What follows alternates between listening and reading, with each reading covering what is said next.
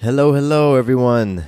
Matthew Bivens here, and today's episode is one of my favorites. We're going back into the archives, back to March of this year, and I'm bringing you an episode titled The 3 Mindsets That Have Transformed My Confidence, Relationships, and Wealth. This is such a timely episode because it's the end of the year. It's December 26th, and we're heading into 2018, which is absolutely crazy to say. And I know that if you're like me, you are setting some intentions, you're setting goals, maybe you're even setting some New Year's resolutions for yourself on things that you want to create and do and who you want to become in the new year. And it is my belief that it's not necessarily about doing more or changing what you're doing that's going to help you achieve the results that you want to achieve. It really begins with mindset and potentially unlocking a new paradigm, a new way of thinking that's going to help you then step into those new habits and truly create some new results. And so in this episode, I'm sharing with you 3 mindsets that literally have transformed my life. And, I talk about it in terms of my confidence, my relationships, and my wealth. And I know that is areas that I think is going to resonate with everybody. So I really hope you enjoy this episode. And my intention is to publish at least one more episode before the year wraps. So you can expect that from me. So with no further ado, go ahead and enjoy this episode. Welcome to the Having It All podcast, the show about what it takes to live an abundant, loving life. My name is Matthew Bivens, and each week I'm helping you get out of your head so that you can truly have it all. Let's do it. What's up, everybody? Matthew Bivens here, and I appreciate you joining me for another episode of the Having It All podcast. Now, for this episode, I'm starting this off by letting you know that this one is definitely one you don't want to be listening to with young ears around. I'm going to be talking about some subject matter that's a little bit more on the more mature side, and I imagine my language will venture into that mature area as well. So it'll be a great idea for you to pause this and listen when you are by yourself. Because today's episode was inspired by a question I received just last week by someone very close to me, and she asked me this question, and it really got me thinking about the transformation and growth and healing that I've experienced recently over the past 4 years. And, there's a lot in there in my story that I think you all can truly benefit from and potentially be inspired by. And I know that because a lot of you guys have reached out to me via email on past episodes and said that things that I've shared have really resonated with you. And so I really think this episode will be one of those. So again, this is a more mature episode, definitely rated explicit. And I'll give you all a second to go ahead and make sure that you're in a cool place to listen. All right. So the question that I was asked was a simple question. And it was, what has been the cause of my shifts, the transformation, the growth, and the healing that has happened in my life over the past 4 years? Because 4 years ago, it's 2017 right now. So in March, really this month, March of 2013, I was a much different person, as I'm sure a lot of you are as well. Because we're constantly changing and evolving, and I have changed and evolved a hell of a lot over the past 4 years. So where I was 4 years ago, well, I had very low trust in myself, very low trust, very low confidence that I could do the things that I want to, achieve the things that I want to, become the person that I wanted to become. I spent a lot of time envying others. I spent a lot of time looking at people and really just being jealous of them physically, how they looked, jealous of what they were able to achieve, jealous of their bank accounts, jealous of their romantic relationships, jealous of so many damn things.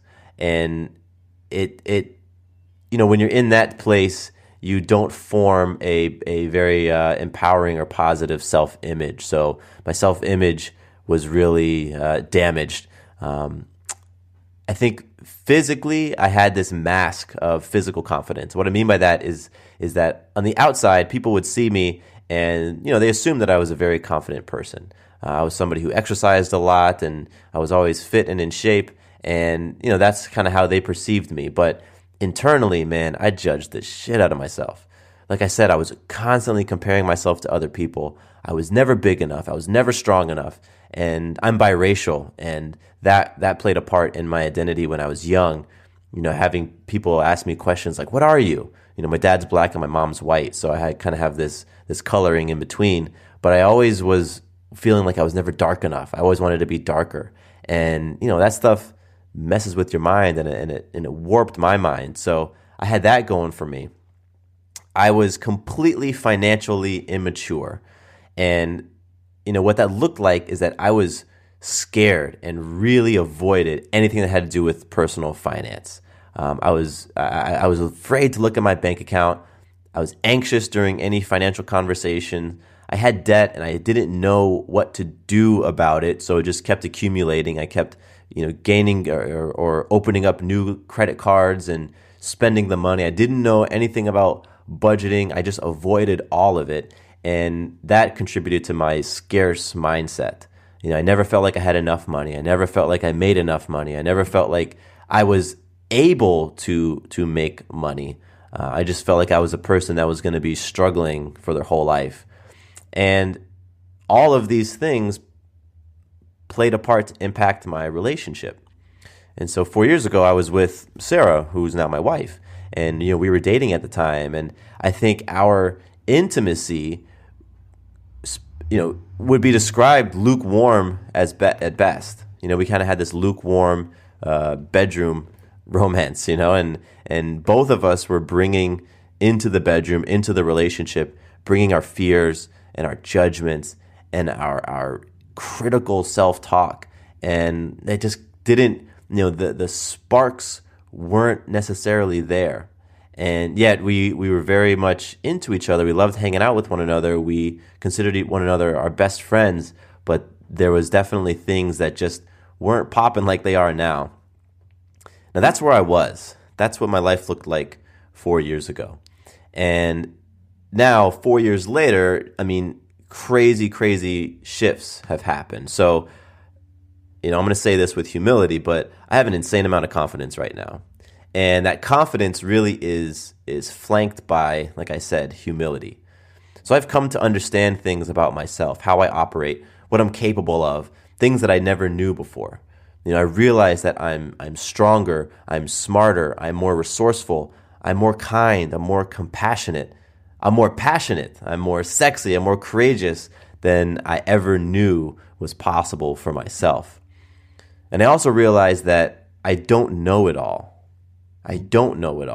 That I'm constantly understanding myself anew. I'm constantly learning all these new things about myself, and that my growth, my ability to grow and to heal and transform is really contingent upon my ability to seek out and receive feedback, and to receive that feedback powerfully, because that's what helps me to keep understanding myself anew. And that for me is the humility piece.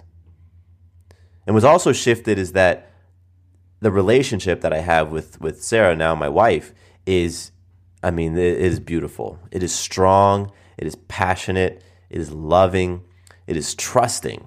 This crazy amount of trust that we have for one another. And I consider us very connected and not attached. Right? Connected is like two magnets. They come together and that bond is very, very, very strong. But when they separate clean, right? Attached is like gluing two pieces of paper together and then trying to pull them apart. There's a lot of consequences. There's a lot of damage that comes when you're very attached, or you could also think of it as dependent on one another. Sarah and I are very connected, but we're not attached like that. We're not dependent like that. Or at least we've been working through that idea of dependency. And that's something that I'm still working through. It's something that there's a lot of stories that I've been working on rewriting, rescripting for myself to become less and less dependent, less and less attached. But I definitely feel like we are more connected than attached. We have amazing sex, and our intimacy is just, I mean, it's mind blowing. It's deep. It's, we just really come together and are able to melt into one another physically, emotionally, spiritually, all those things. And one of the things that we've been able to do as we sort of explore ourselves and explore our relationship is we've been exploring the parameters of our relationship and looking at what loving unconditionally means. And for us, that looks like non-monogamy. We're married and we love each other insanely, but we also support one another in creating powerful, intimate relationships with other people. And these relationships are physical, they're spiritual, they're emotional, all of that. Some of the other shifts I've made is I've really opened myself up to abundance, and I generate so much more money today than I ever have, with much less effort. And my confidence and my ability to achieve the goals that I set out is so high. I know that if there's something I want to create, if there's something I want to do with my business, if I want to launch a podcast and reach tens of thousands of people every month, I know that I can do that. I'm able to take risks. I'm able to do things that really no one else around me that I know personally is doing, such as quitting my job to pursue my passion right before having a baby, starting a podcast, hosting multiple podcasts, leveraging my gifts and my talents, and really taking all those things and building an online empire. Those are like some of the shifts that I've made over the past 4 years. So to go from that place of just fear and playing small and scarce and highly dependent and critical to a place of love and abundance and humility and compassion and so many other beautiful things, that was what my friend was asking me. What did you do, or what helped you go from place A to place B over the past 4 years?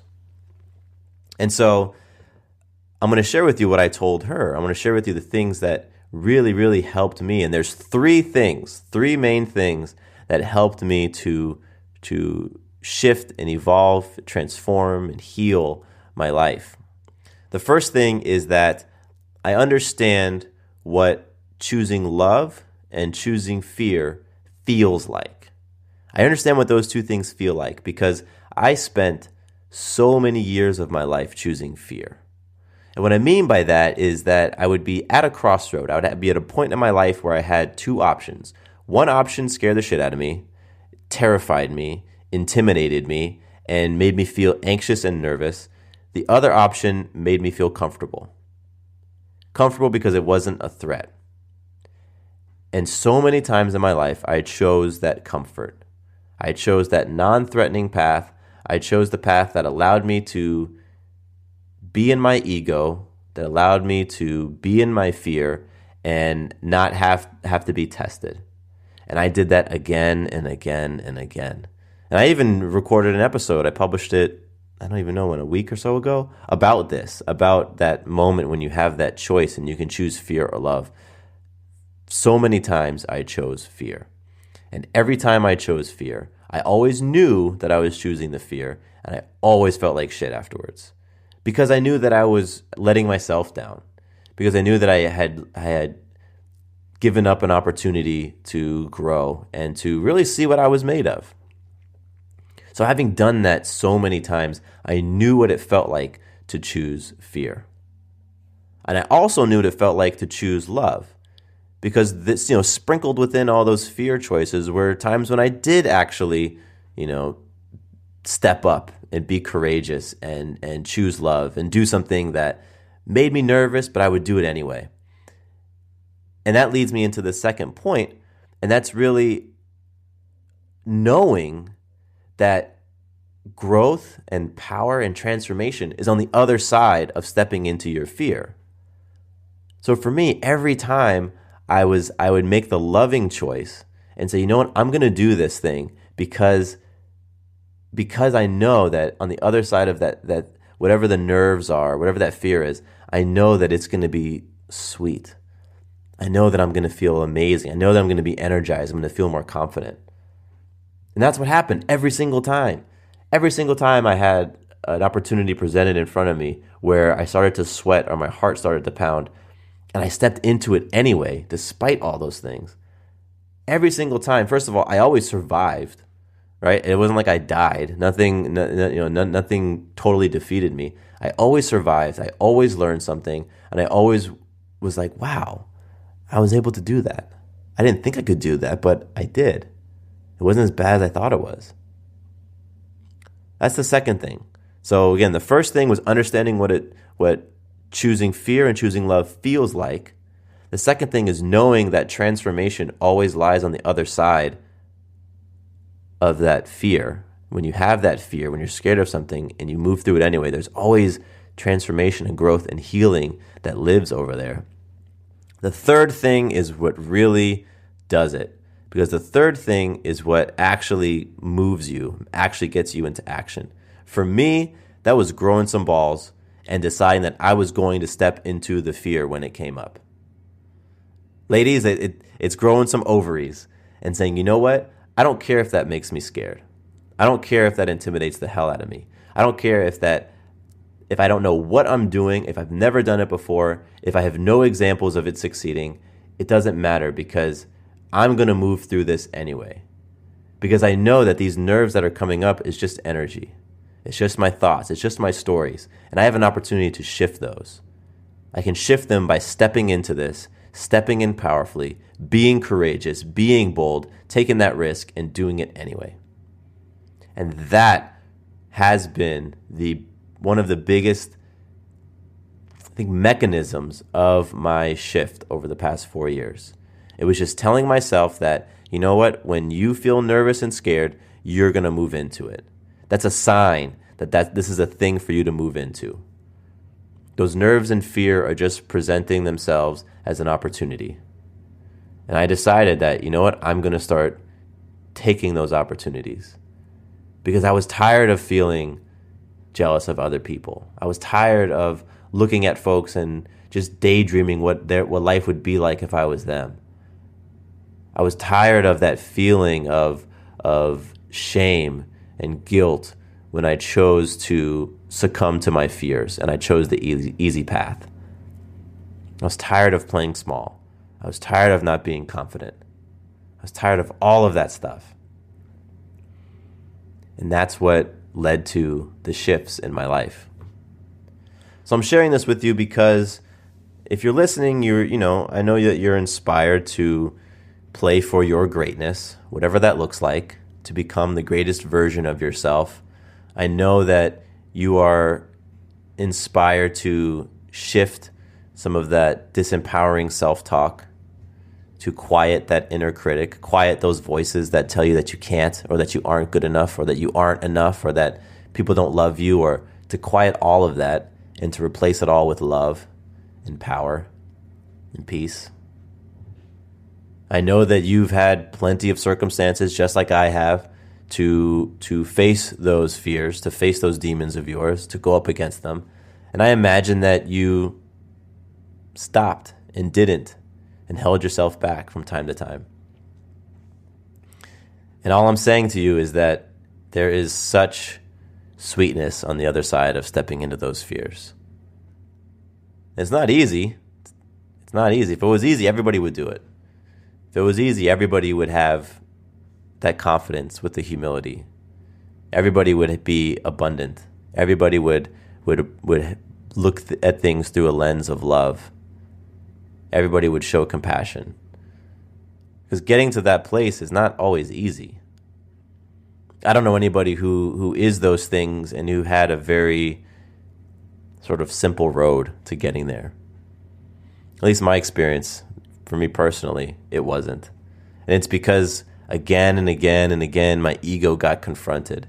Again and again and again, those stories that I had been telling myself about myself and other people and the world got confronted.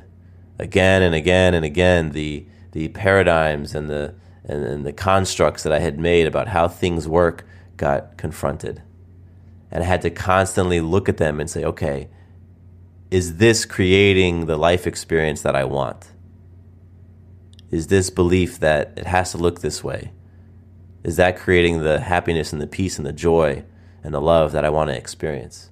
If it is, cool, keep rolling. If it isn't, then maybe you want to drop it. Maybe you want to pick up a different belief. So, one more time, the 3 things that really contributed to the monumental shifts that I have made personally in my life over the past 4 years are: 1, understanding what choosing fear and what choosing love feel like. Number 2, knowing that transformation, your opportunity to transform and to heal and to grow, lies on the other side of that fear. All I have to do is step into it. And number 3, it's making that decision for yourself to be courageous, to be bold, and to step into that fear whenever it comes up, as opposed to turning and going the other direction. Those 3 things have been monumental for me, and I would venture to say that they would do they would cause some shifts in your life as well. And so I want to hear about it. I want to hear about your stories of stepping into your fears, or the shifts that you've made in your life, and what has helped you to create those shifts. So if you have some of that you want to share with me, please don't hesitate to email me. My personal email address is mattcbivens@gmail.com. That is my personal email address, and all the folks who have emailed me know that I get back to every single person who emails me. And I would love to hear from you. And, if you want, I can share your story on the podcast. I'm open to doing that as well. And if you've gotten something from this podcast, if you enjoy listening, if you're a regular listener or this is your first time and you're like, man, you know what, this is kind of cool. I dig the vulnerability. I dig the boldness. I dig this conversation. I would love and appreciate you subscribing on iTunes and leaving a review. A review takes about 30 seconds, and honest review, that's definitely what I want, honest feedback, and that'll be super cool. Super cool. The notes for this episode are going to be over on Fireside Network. I have a few notes in there, and I'm also going to put a link to the music that I use on the show, and again, that's at firesidernetwork.com. And I think that's it. I can't think of anything else to say. So you guys are awesome. Thank you so much for hanging out with me. I really, truly appreciate you and am grateful for your ears. My name is Matthew Bivens, and here is to you having it all.